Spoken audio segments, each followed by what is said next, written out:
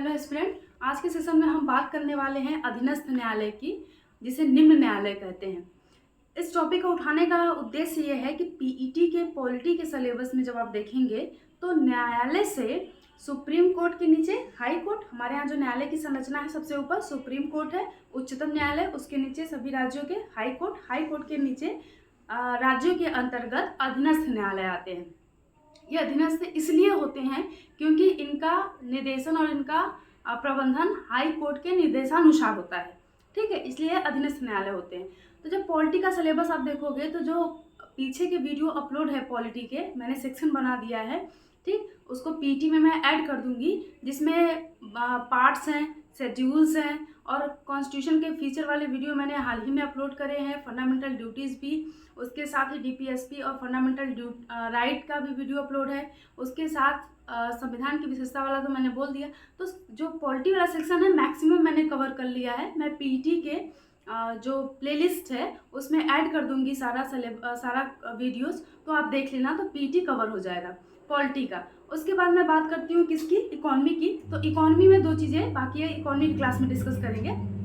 ठीक है, तो एक रिकमेंडेशन आया था हिस्ट्री के लिए, मॉडर्न हिस्ट्री।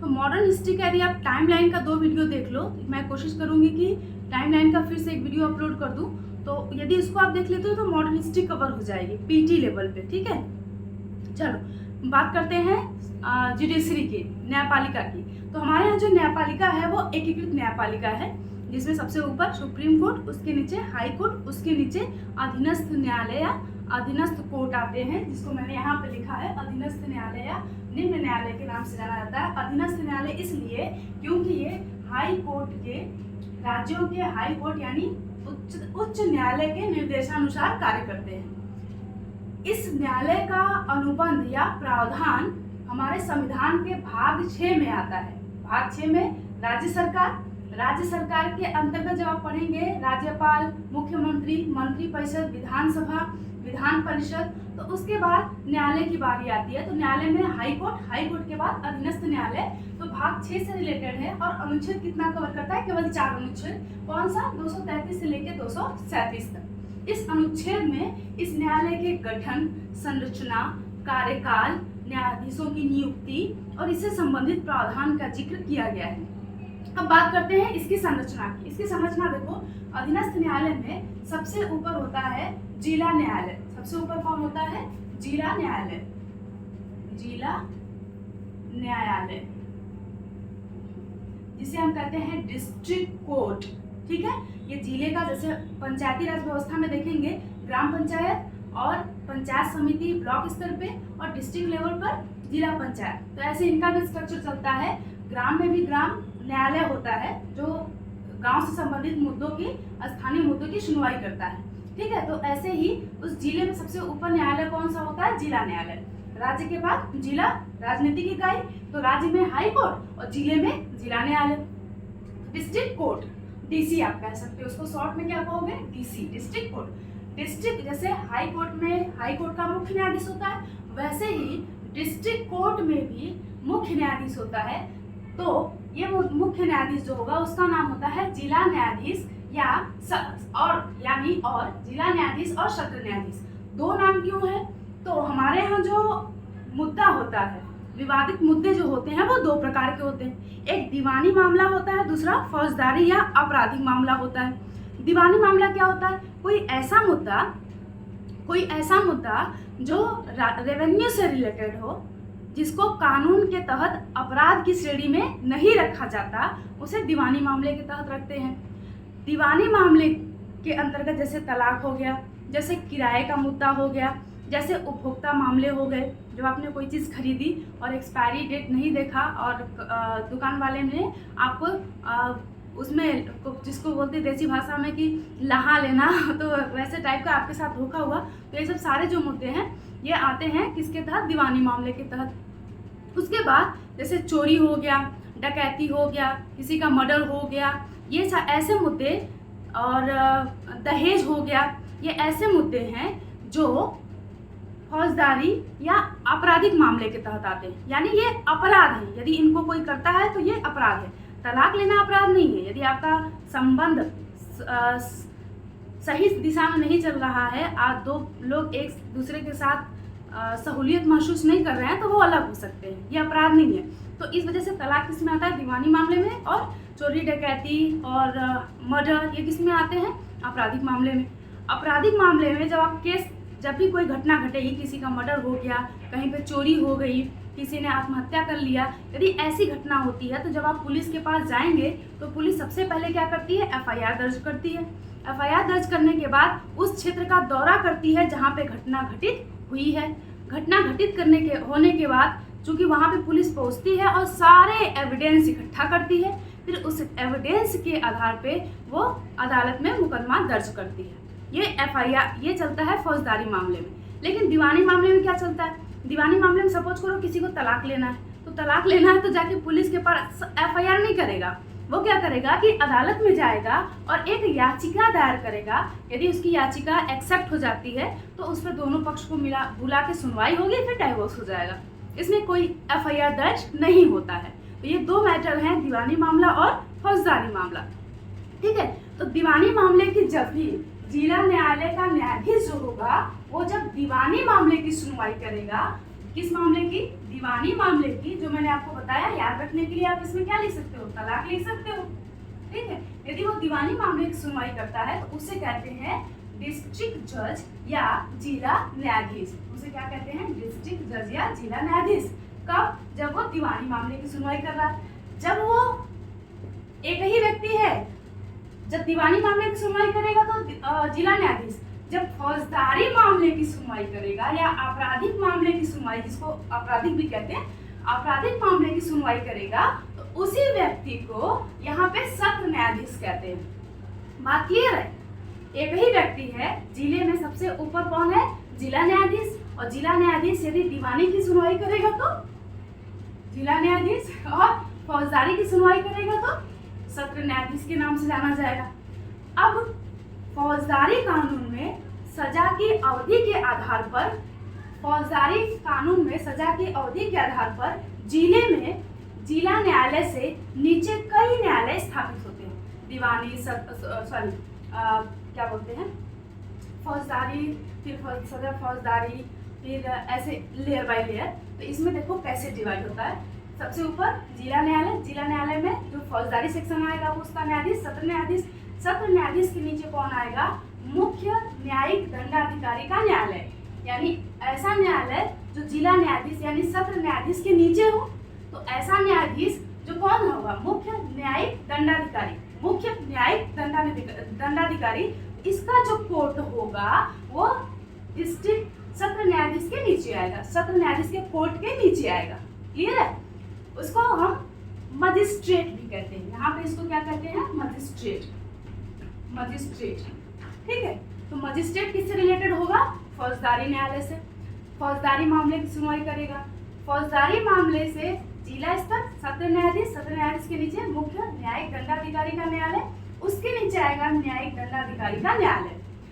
मुख्य न्यायिक दंडाधिकारी और न्यायिक दंडाधिकारी। न्यायिक दंडाधिकारी जो है वो उस मामले की सुनवाई करेगा जिसमें दंड की अवधि अधिकतम 3 वर्षों और मुख्य न्यायिक दंडाधिकारी उस मामले की सुनवाई करेगा जिसमें दंड की अवधि 7 वर्षों, मैक्सिमम कितना हो? 7 वर्षों।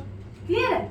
अब इससे ऊपर का मैटर आएगा तो कौन सुनवाई करेगा? सत्र न्यायाधीश। ये बात हो गई किसकी?